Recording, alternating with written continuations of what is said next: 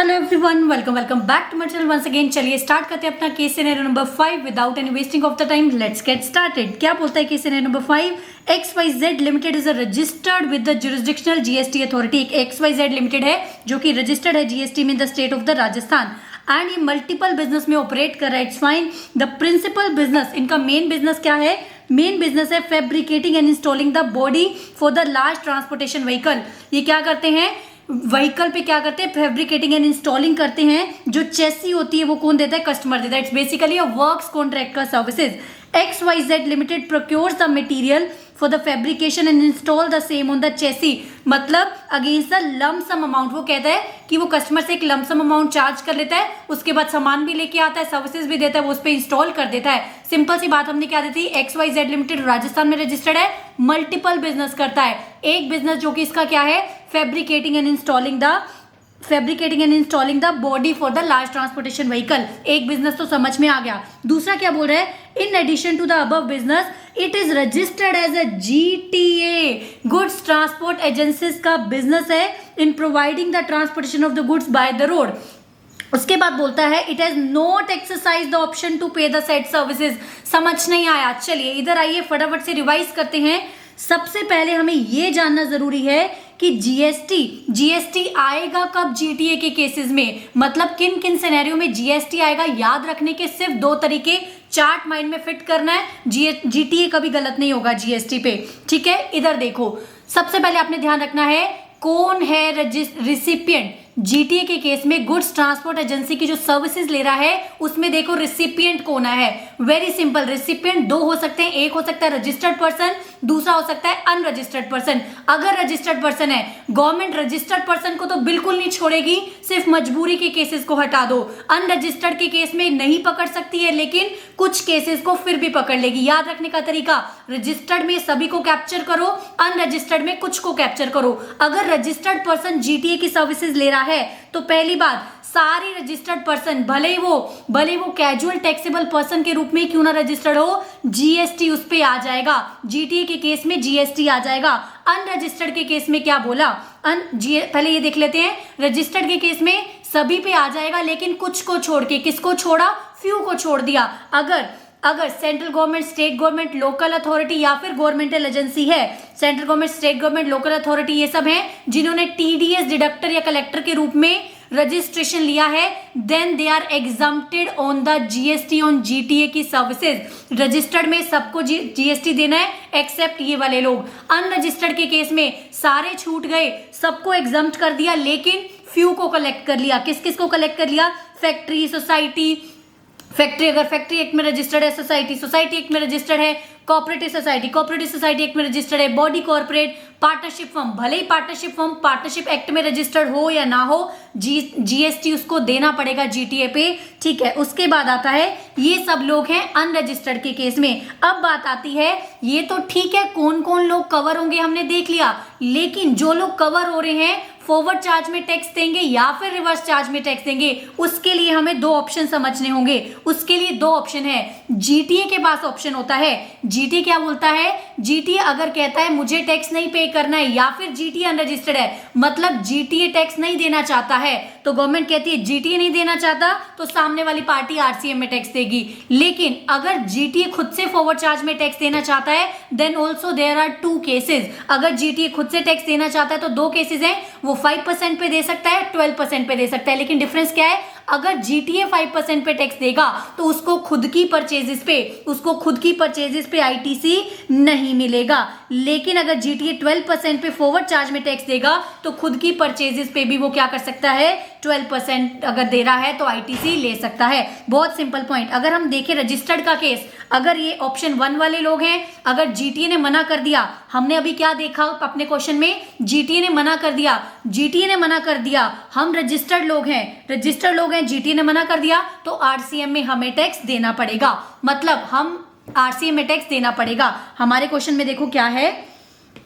हम XYZ business वाले, हमने मना कर दिया, हमने तो टैक्स देना ही नहीं है, तो सामने वाली पार्टी, अगर वो रजिस्टर्ड पार्टी है तो सामने वाली पार्टी आरसीएम में टैक्स देगी। अनरजिस्टर्ड है तो स्पेसिफाइड कैटेगरी के लोग आरसीएम में टैक्स देंगे। तो अल्टीमेटली हम जीटीए एज अ जीटीए बच गए, सामने वाली पार्टी को टैक्स देना पड़ेगा। चलिए वन बाय वन करके देखते रहते हैं क्या है। उसके बाद बोल रहे during the month of the January undertook the following transaction. XYZ ने क्या क्या ट्रांजैक्शन की देख लेते हैं। सबसे पहले इन्होंने क्या किया, ट्रांसपोर्टेशन ऑफ गुड्स की सर्विसेज दी। किसको? ए लिमिटेड को। जिसको मर्जी दियो, मैं तो जीटे हूं इस केस में। इस केस में XYZ लिमिटेड क्या है? जीटी है। इसको कोई टैक्स नहीं देना, सामने वाली पार्टी आरसीएम में टैक्स देगी। वैसे तो क्या है, आउटवर्ड सप्लाई है, लेकिन इसको टैक्स नहीं देना है। उसके बाद इन्होंने क्या किया,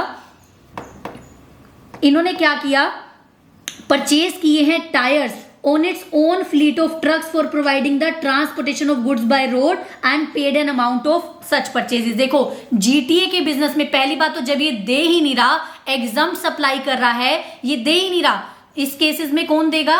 जीएसटी कौन देगा? सामने वाली पार्टी देगी। जीटीए तो एग्जाम सर्विस होगी जीटीए के लिए, तो जीटीए तो आउटवर्ड पे टैक्स ही नहीं देगा, तो इनपुट पे भी आईटीसी नहीं मिलेगा। इनपुट पे भी आईटीसी नहीं मिलेगा। मतलब है तो ये इनवर्ड सप्लाई, लेकिन आईटीसी नहीं मिलेगा जीटीए को, क्योंकि जीटीए आउटपुट पे टैक्स नहीं दे रहा ना। आप आउटपुट पे नहीं दे रहे तो अननेसेसरी आईटीसी का बेनिफिट गवर्नमेंट आपको नहीं देने वाली है। चलिए उसके बाद इन्होंने क्या करा, मशीनरी परचेज की, एडवांस टेक्नोलॉजी की। लेकिन ध्यान रखिएगा, कौन से बिजनेस के लिए मशीनरी परचेज की है? फैब्रिकेटिंग बिजनेस के लिए की है। फैब्रिकेटिंग बिजनेस है भाई, अलग बिजनेस है, उसमें इसको आईटीसी मिल जाएगा। जीटीए वाले में जो परचेजेस करेगा उसमें आईटीसी नहीं मिलेगा, लेकिन फैब्रिकेटिंग के लिए क्या है, इसको आईटीसी मिल जाएगा। ये अलग बिजनेस है, तो ये इनवर्ड सप्लाई है, इस पे आईटीसी मिल जाएगा। ठीक है, इनवर्ड सप्लाई है, आईटीसी मिल जाएगा। उसके बाद XYZ लिमिटेड ने क्या किया, कुछ इंजीनियरिंग सर्विसेज को इन्होंने क्या किया, प्रोक्योर किया फैब्रिकेटिंग बिजनेस के लिए। इंपोर्ट किया है सर्विसेज को। कहां से किया है? इटली से इंपोर्ट किया है। तो जब भी इंपोर्टेशन ऑफ सर्विसेज की बात आती है, हमें याद आ जाना चाहिए अब तक तो, इंपोर्ट ऑफ सर्विसेज के केस में कंसिडरेशन अगर दिया है तो भले वो बिजनेस के लिए हो या फिर वो नॉन बिजनेस के लिए, वो क्या बन जाएगी? सप्लाई बन जाएगी। नॉन बिजनेस के केस में एग्जम्प्ट कर दिया गया, लेकिन बिजनेस के केस में आरसीएम में टैक्स देना पड़ेगा। हम यहां पर क्या है, हम यहां पर बिजनेस एंटिटी हैं जो कि इंपोर्ट ऑफ द सर्विसेज कर रहे हैं, जिसपे कंसिडरेशन दिया है। यस, कंसिडरेशन दिया है तो पहली बात तो चाहे वो बिजनेस के लिए थी या नॉन बिजनेस के लिए, सप्लाई तो वो बन गई, लेकिन क्या उस पर टैक्स देना है?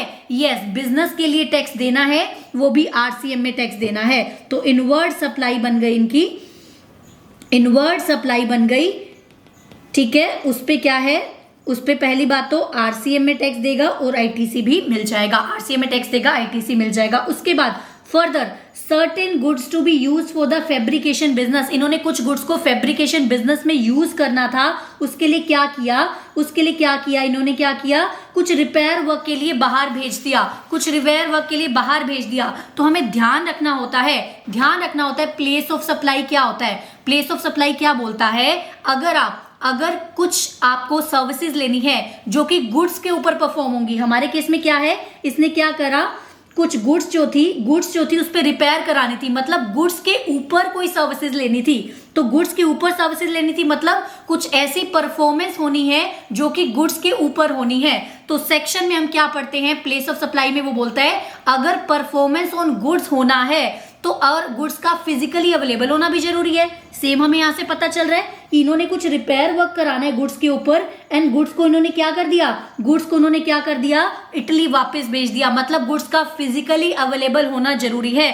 तो उस केसेस में प्लेस ऑफ सप्लाई क्या बन जाता है प्लेस ऑफ परफॉर्मेंस। क्या बन जाता है? प्लेस ऑफ परफॉर्मेंस बन जाता है, जिसके ऊपर कंसिडरेशन इन्होंने 5 लाख रुपीस का दिया है। प्लेस ऑफ परफॉर्मेंस कहां बन गया?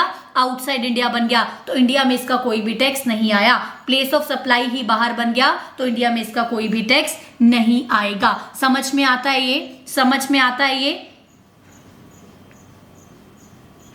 क्लियर है? प्लेस ऑफ सप्लाई बाहर है, इंडिया में कोई भी टैक्स इसका नहीं आएगा। चलिए उसके बाद क्या बोल रहा है, provided the services of transportation of goods. GTA की सर्विसेज की बात कर रहा है। किसको दिए हैं जीटीए की सर्विसेज?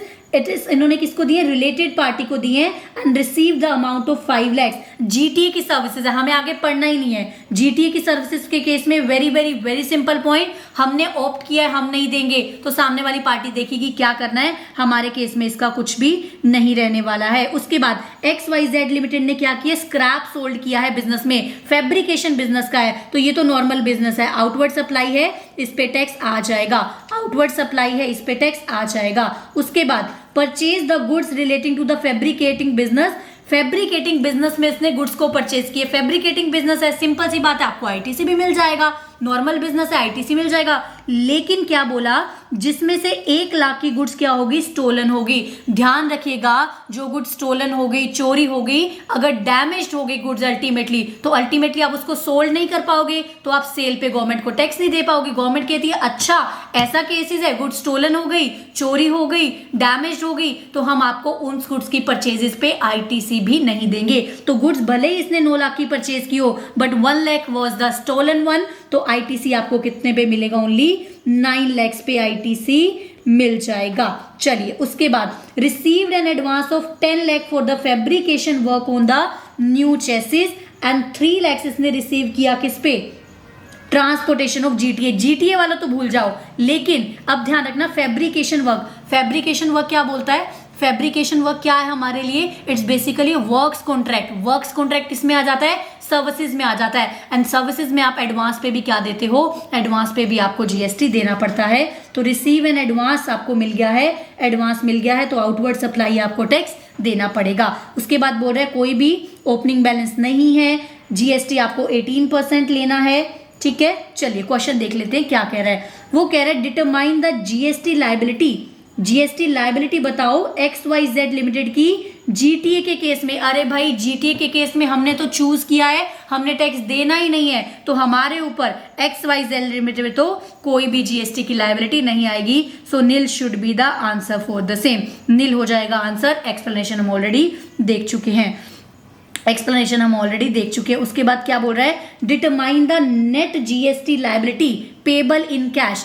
कैश में कितना जीएसटी लायबिलिटी इसको पे करना पड़ेगा। सिंपल सी बात, सबसे पहले देख लेते हैं किस किस पे इसको आउटवर्ड सप्लाई पे टैक्स देना है, किस किस में इनपुट पे देना है। इनपुट पे आईटीसी लेना है तो नेट कर देंगे। आउटवर्ड सप्लाई कितनी होगी, आउटवर्ड सप्लाई होगी हमारी 10 lakhs की, एक हो गई, नहीं सॉरी इस पे तो देना ही नहीं है ना। आउटवर्ड सप्लाई कौन कौन सी होगी हमारी, आउटवर्ड सप्लाई हमारी होगी 5 lakhs की एंड ये हो गई एक 10 lakhs की। ठीक है, एक 5 lakhs की, एक 10 lakhs की आउटवर्ड सप्लाई हमारी हो जाएगी। जीटीए पे कुछ नहीं आएगा, इस पे कुछ नहीं आएगा, एक 5 lakhs की, एक 10 lakhs की, टोटल हमारी आउटवर्ड सप्लाई 2 हो गई। दोनों के ऊपर 18% निकाल लीजिए। 5 lakh था, 5 lakh था जब स्क्रैप सोल्ड किया एंड 10 lakhs था जब आपको एडवांस मिला। 15 lakh पे निकाल लीजिए 18%, 2,70,000। आउटवर्ड सप्लाई पे हमने टैक्स कितना देना है, 2,70,000। अब देख लो इनपुट में आईटीसी कितना आपको मिल रहा है। इनपुट में आईटीसी देखो कितना मिल रहा है, एक तो 9 लाख पे आईटीसी मिलेगा, 9 lakhs पे, 9 lakhs पे मिलेगा, 50 lakhs पे मिलेगा, प्लस 15 lakhs पे मिलेगा। भले ही आरसीएम में टैक्स दिया बट उस पे आईटीसी मिल जाएगा।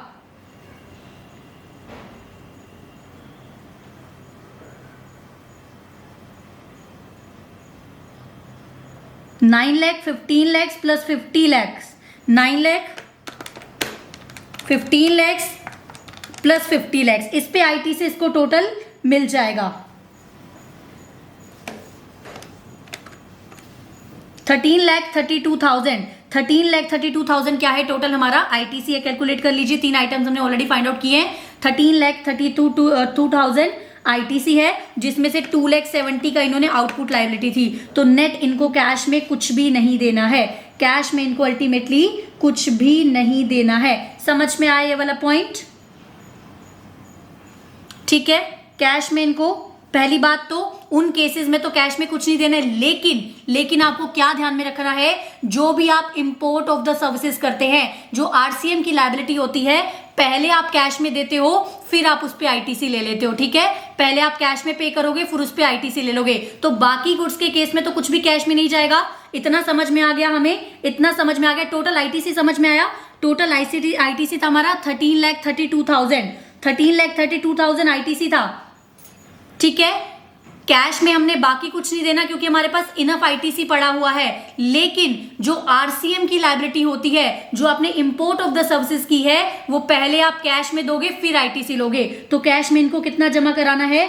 2,70,000 इन्होंने कैश में जमा करवाना है।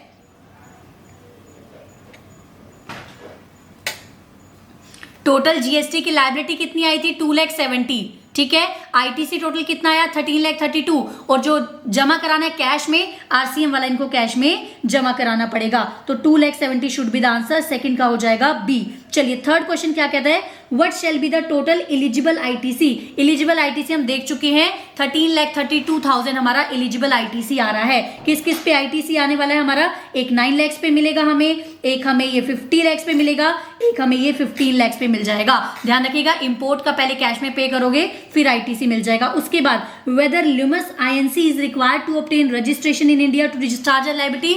ल्यूमस आईएनसी को क्या इंडिया में टैक्स देना पड़ेगा रजिस्ट्रेशन लेके? ल्यूमस आईएनसी के केस में क्या क्या दिया गया है? ल्यूमस आईएनसी ने कौन सी सर्विसेज दी हैं? इसने सर्विसेज दी हैं, ल्यूमस आईएनसी ने सर्विसेज आपको कौन सी दी हैं? पहली बात तो आपने सर्विसेज ली है इससे इंजीनियरिंग सर्विसेज, जिसपे आप टैक्स दे रहे हो। ल्यूमस आईएनसी कब देगा? अगर वो OIDAR की services non taxable online recipient को देता तो वो इंडिया में टैक्स देता। यहां पर हम आरसीएम में दे रहे हैं तो ल्यूमस आईएनसी को कुछ भी नहीं करना है। चलिए दूसरा ल्यूमस आईएनसी ने क्या दिया? ल्यूमस आईएनसी ने गुड्स दिया, गुड्स सेंड किया, रिपेयर वर्क, उसको रिपेयर के लिए पैसा दिया। मतलब ल्यूमस आईएनसी ने इंडिया में सर्विसेज दी रिपेयर की। तो क्या बोल रहा है? जब प्लेस ऑफ सप्लाई ही बाहर है, जब प्लेस ऑफ सप्लाई ही बाहर है तो इंडिया में टैक्स की बात ही नहीं आती है। तो ल्यूमस आईएनसी को इंडिया में टैक्स नहीं देना है। तो no, Lummus INC is not required to obtain registration and pay the GST liability in India. चलिए ये हो गया हमारा case scenario number 5 finish. I hope आपको समझ में आया हो। समझ में आया तो कमेंट सेक्शन में जरूर बताइएगा। Till then bye bye, take care everybody, will do the next in the next video.